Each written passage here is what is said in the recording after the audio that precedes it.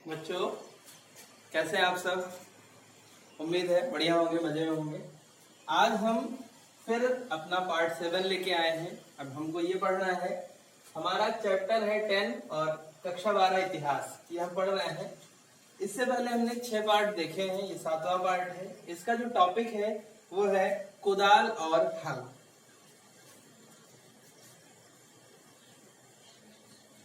कुदाल और हल, ठीक है। तो कुदाल और हल की अगर बात की जाए तो ये छोटे आकार की जोत या जो है कृषि के लिए प्रयोग किया जाता है, और ये बड़े आकार के लिए। अब अगर ये देखा जाए तो ये कौन प्रयोग कर सकता है? जिसके पास विस्तृत भूभाग हो, जैसे जमींदार जमींदार या फिर जोतदार। लेकिन इसका प्रयोग कौन करेगा? जिसके पास छोटे भूभाग हैं। वो कौन से लोग थे? जो राजमहल की पहाड़ियों में रहते थे। पहाड़ियों में रहते थे, वे इसका प्रयोग करते थे। प्रयोग क्यों करते थे? कृषि के लिए। पहाड़ी क्षेत्रों में कृषि का जो तरीका होता है वो होता है झूम कृषि, झूम खेती। झूम खेती में आपने पहले पढ़ा होगा, आप जानते होंगे, इससे छोटी क्लासेस में आपको बताया गया होगा कि छोटे छोटे टुकड़े बनाकर खेती की जाती है।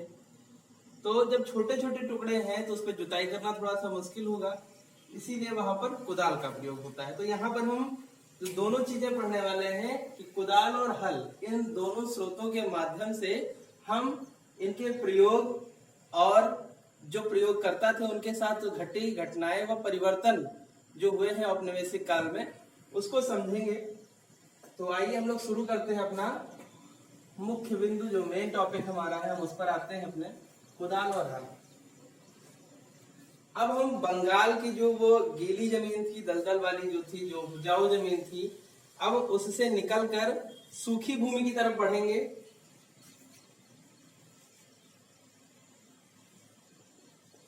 बंगाल की गीली भूमि से हटकर सूखी भूमि, ठीक, और अस्थायी कृषि से हटकर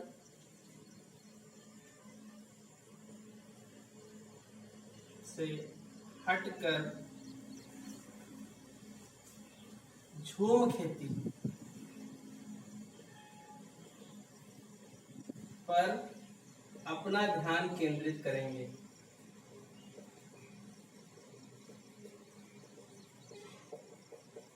ठीक है बच्चों, अभी तक हमने क्या देखा?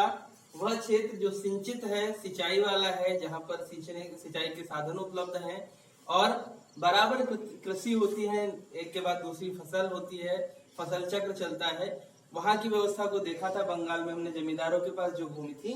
लेकिन अब हम वहां से हटकर पहाड़ी क्षेत्रों की शुष्क भूमि की तरफ जाएंगे और अपेक्षाकृत कम उपजाऊ भूमि की तरफ जाएंगे। मैदानी क्षेत्रों की अपेक्षा पहाड़ी क्षेत्र की भूमि जो होगी वो कम उपजाऊ होगी, ककरीली पथरीली हो सकती है, ऊसर भी हो सकती है, ऐसी भी हो सकती है कि 2-4 साल में ही एक बार प्रयोग में लाई जा सकती हो। तो हम इन सब से हटकर इन चीजों पर ध्यान केंद्रित करने वाले हैं, और साथ ही साथ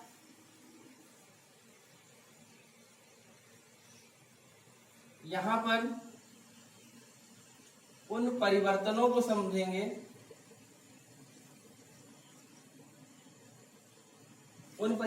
समझेंगे, जिन्होंने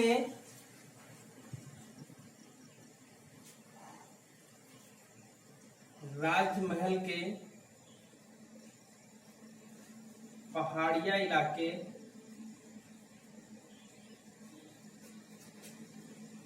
की भूमि, चारागाह इत्यादि को अर्थव्यवस्था में समाहित कर लिया।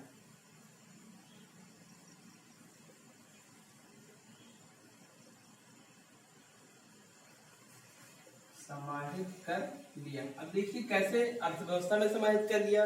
जो जंगल में रहने वाले लोग थे स्वतंत्र रूप से कृषि करते थे, जंगल से प्राप्त वस्तुओं का उपभोग करते थे, अधिशेष बचने पर उनको बेच देते थे या अपनी आवश्यकता की वस्तुओं के बदले में उसको दे देते थे।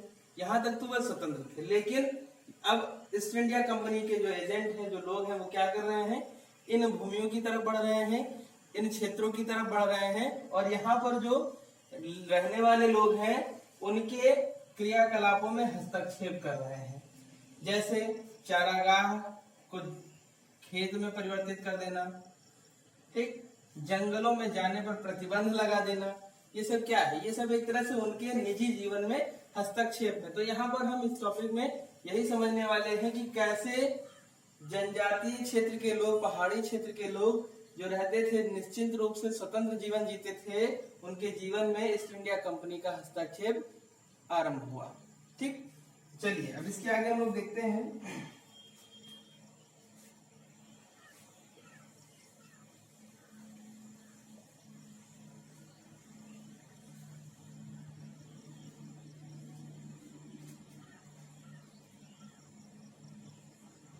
राजमहल, ध्यान रखिएगा, राजमहल जो है वो झारखंड व पश्चिम बंगाल की सीमा पर स्थित है, जो पूर्वोत्तर सीमा है आपकी, ये ऐसे करके।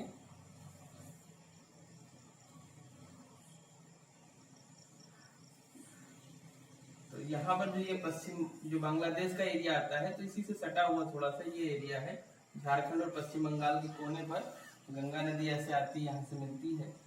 तो ये यही है राजमहल। ये ऐसे ऐसे कुछ फैला हुआ क्षेत्र है, पूरा जंगल का क्षेत्र है राजमहल की पहाड़ियों का। तो इसी के बारे में हम लोग पढ़ रहे हैं।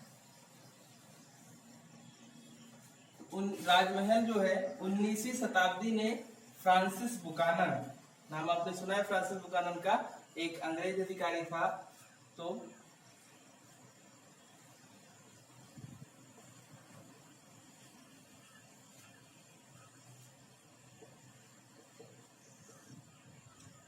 राजमहल की पहाड़ियों में 19वीं सदी में, 19वीं सदी यानी 1800 से 1900 के मध्य, ठीक, और 1800 से 1900 के मध्य की बात है। 19वीं सदी में फ्रांसिस बुकानन क्या था, ये था एक अंग्रेज अधिकारी, ठीक, किसके मार्फत में काम कर रहा था, ईस्ट इंडिया कंपनी के निर्देशानुसार कार्य करता था। इसने राजमहल की पहाड़ियां जो थी, इन क्षेत्रों का दौरा किया यानी कि वहां पर गया, विजिट किया, घूमने गया, देखा वहां की व्यवस्थाओं को और अपने वर्णन में इन पहाड़ियों को अत्यंत दुर्गम बताया,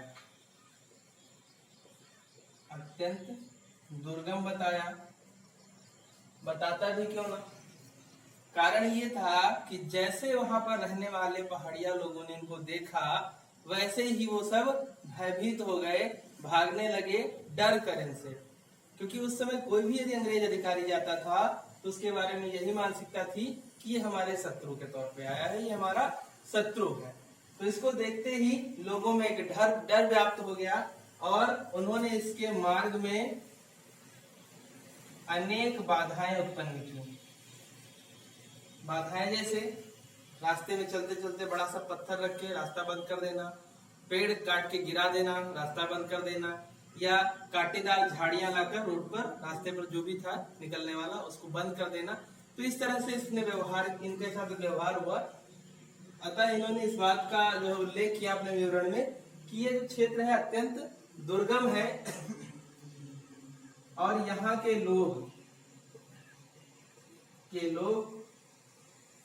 के लोगों ने हमारे साथ मतलब फ्रांसिस बुकानन के साथ, कहा गया बुकानन है, ये फ्रांसिस बुकानन के साथ शत्रुतापूर्ण व्यवहार किया।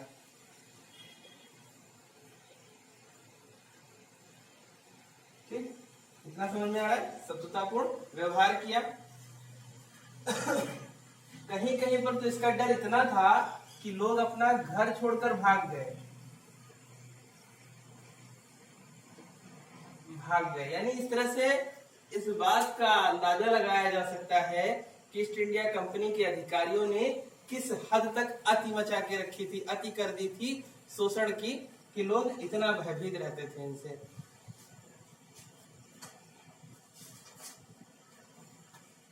ठीक है बच्चों, तो इससे क्या टॉपिक समझ में आ रहा है हमको एक चीज समझ में आ रही है कि राजमहल का जो पहाड़ी क्षेत्र है, हम कहाँ से निकलते हैं, जो उपजाऊ मैदान है वहां से निकलते हैं, शुष्क और निर्जल स्थान पर पहुंचते हैं। जो पहाड़ी क्षेत्र है वहाँ के लोग जो है वो पहाड़ी खाद्य संसाधनों पर निर्भर हैं, उन्हीं को अपना मूल स्रोत मानते हैं जीवन का, और पैतृक संपत्ति भी मानते हैं।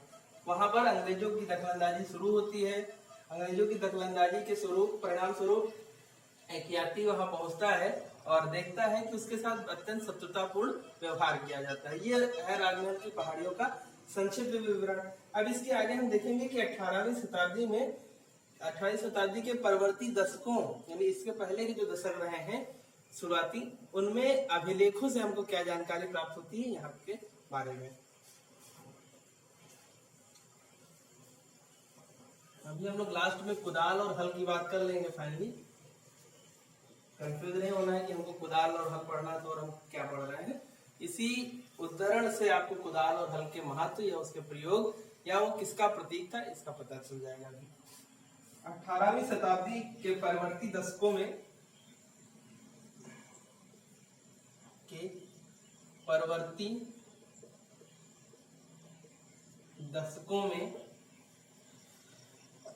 राजस्व अभिलेखों पर दृष्टि डालने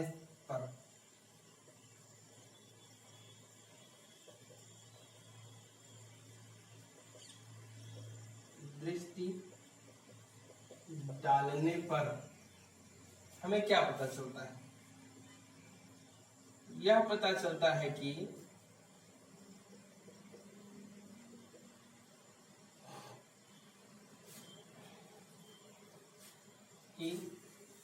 इन्हें पहाड़िया क्यों कहा जाता था।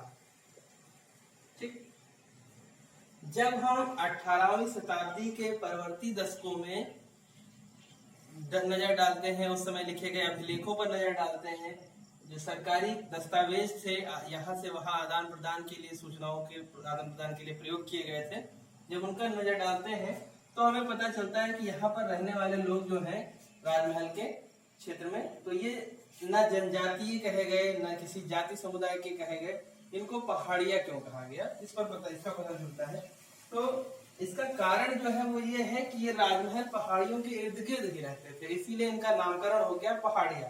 ठीक, कारण क्या था, राजमहल की पहाड़ियों के इर्द गिर्द बसे होने के कारण इनको पहाड़िया कहा जाता था।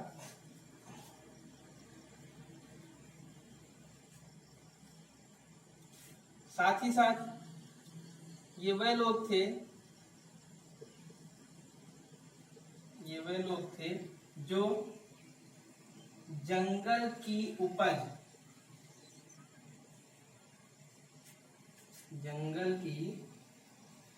से अपना गुजारा करते थे।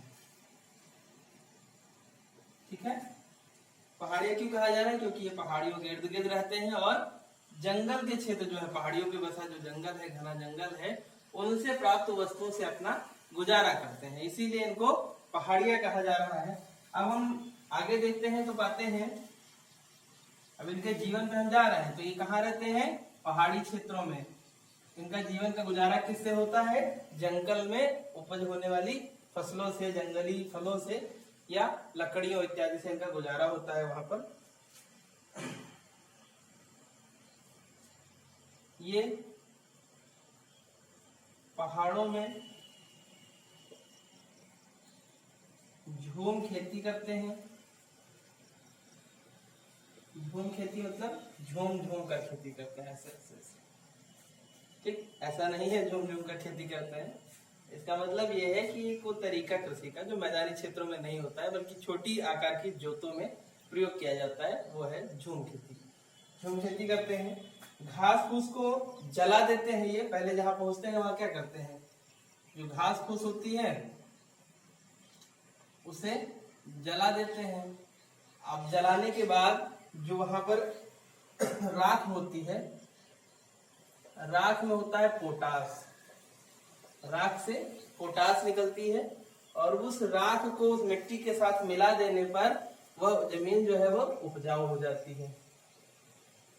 ठीक, उपजाऊ हो जाती है और उस उपजाऊ भूमि का कुछ समय तक ये प्रयोग करते हैं और जब उत्पादन उसका कम होने लगता है, घट जाता है, तो वह उस स्थान को छोड़कर किसी दूसरे स्थान पर चले जाते हैं। एक निश्चित समय के लिए उस जमीन को कृषि कार्य से मुक्त कर देते हैं।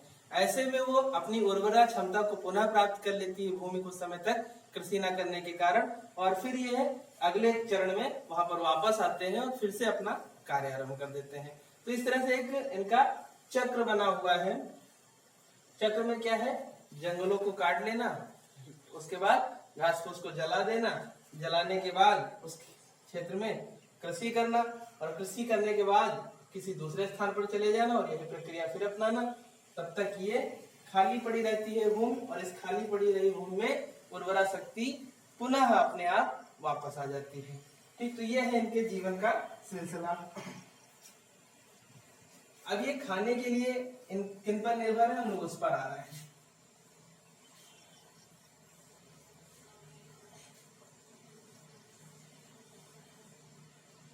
ठीक, प्रश्न आ सकता है कि पहाड़िया लोगों के बारे में आप क्या जानते हैं, तो उनकी जो शुरुआत होगी वो आप यही करेंगे।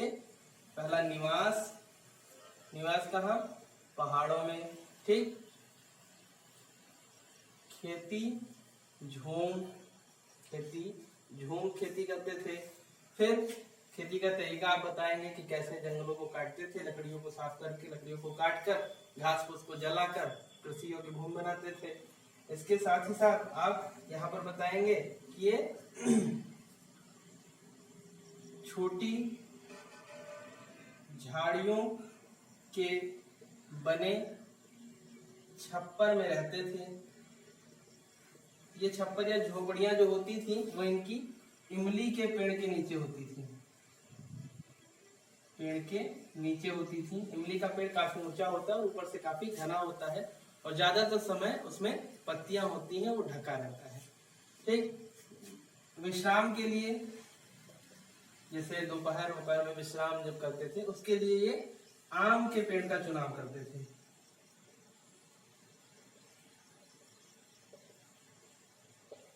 आम के पेड़ का चुनाव करते थे, यानी ये निवास के लिए जो छप्पर या झोपड़ियां रखते थे वो इमली के पेड़ों के बीच में रखते थे और विश्राम के लिए ये आम के पेड़ों का चुनाव करते थे, उसके नीचे विश्राम करते थे। ये फसलों को बोने के लिए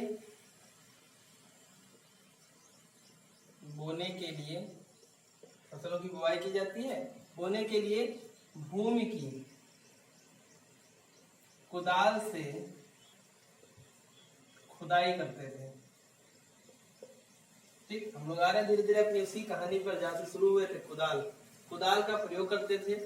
इसीलिए ये जो कुदाल थी इनकी प्रतीक मानी जाती थी, प्रतीक चिन्ह मानी जाती थी। ठीक, यानी कि जैसे होता है सबका अपना अपना सिंबल होता है, एक राष्ट्र का अपना एक अलग सिंबल होता है, किसी समुदाय का अपना एक अलग सिंबल होता है। जैसे क्रिश्चियनिटी में आप ले लीजिए क्रॉस बहुत ही महत्व रखता है। तो ऐसे ऐसे सनातन धर्म में आप देखेंगे कि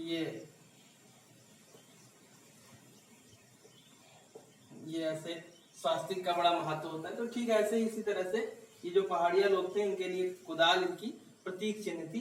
तो हमने देखा कुदाल कैसे आके यहाँ से जुड़ गई। समझ में आ रहा है कि कुदाल जो है वो पहाड़िया लोगों का प्रतीक चिन्ह थी। अब हम जब कुदाल देख चुके हैं तो अब आते हैं हल पे। जमींदारों के बारे में हमने अभी तक पढ़ा है, जमींदार कैसे कृषि कराते थे, कैसे जोत का आकार उनका बड़ा हुआ, कैसे जोतदार कैसे उदित हुए। तो वो सब जो थे उनमें उनका जो प्रतीक चिन्ह था वो हल था।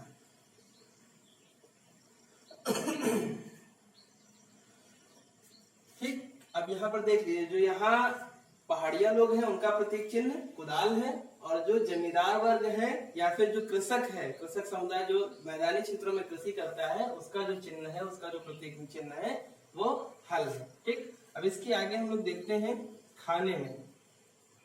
जो पहाड़िया लोग हैं इनका खाने का क्या साधन था, क्या स्रोत था, क्या खाते थे? तो ये महुआ के फूल, महुआ के फूल जंगलों में आसानी से इनको मिल जाता था, इसका प्रयोग खाने में करते थे तथा अपनी आवश्यकताओं को पूरा करने के लिए जो बेचने की वस्तुएं थी वे थी इनकी रेशम का कोया,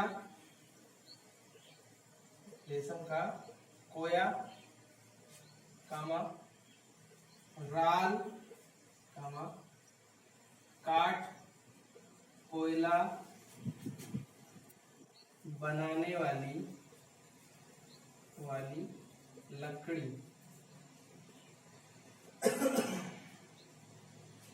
ठीक, अब इनका जीवन जब हम सार में संक्षेप में देख रहे हैं तो निवास देखा, कृषि देखी, इन्होंने कैसे अपने कृषि के लिए जमीन तैयार की, इस व्यवस्था को देखा, इनका निवास कहाँ पर है, विश्राम कहाँ पर होता है, फिर कुदाल इनका प्रतीक चिन्ह है।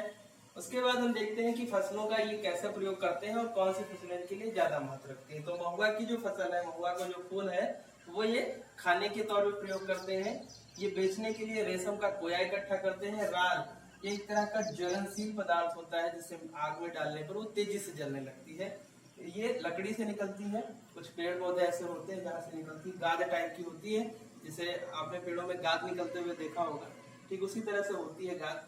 और काठ का कोयला जो होता था, लकड़ी का कोयला बनाने के लिए, ये यहाँ काठ कोयला बनाने के लिए लकड़ियां जो होती थी जंगल से, ये सारे इनके स्रोत ऐसे थे जिनका ये अपने व्यवसाय या व्यापार अथवा अपनी आवश्यकता की वस्तुओं को पूरा करने के लिए धन प्राप्त करने हेतु इनका प्रयोग करते थे। ये सीधे सीधे खाने में प्रयोग होती थी।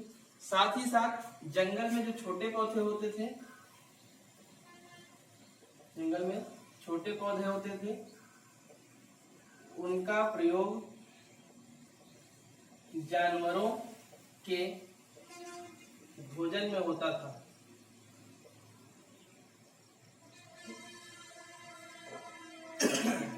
ये इस तरह से इनका पूरा अपना सिस्टम था, अपना पूरा सेटअप था, और इस तरह से ये पहाड़ी क्षेत्रों में निवास करते थे।